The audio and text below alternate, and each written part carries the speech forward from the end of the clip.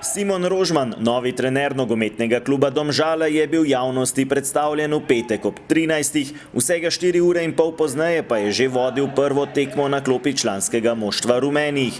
Na nasprotni strani so stali domžalski mladinci, okrepljeni s 3 leto starejšimi nogometaši, Janom Repasom, Žanom Žužkom in Dominikom Ivkićem, ki imajo pravico nastopa tudi v mladinski ligi prvakov.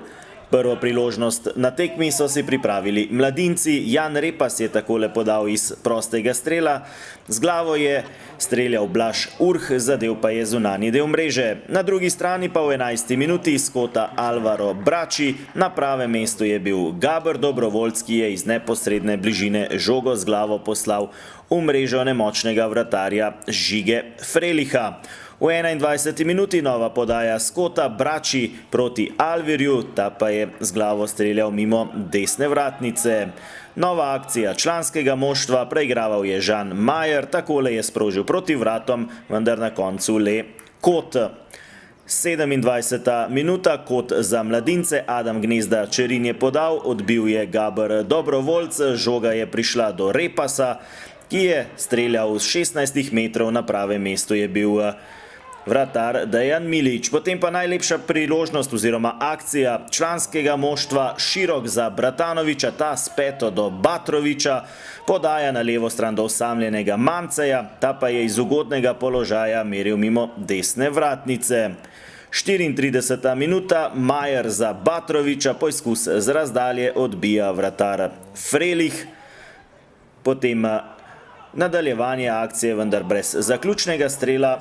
Nevarni so bili tudi mladinci, Huč do Repasa, ta je sprožil z levico, meril pa je mimo leve vratnice. In še zadnja priložnost v prvem polčasu, 42. minuta, predložek široka v sredino, povsem sam je bil Elvis Bratanovič, ki mu ni bilo težko pospraviti žoge v mrežo vratarja Žige Freliha za izid prvega polčasa.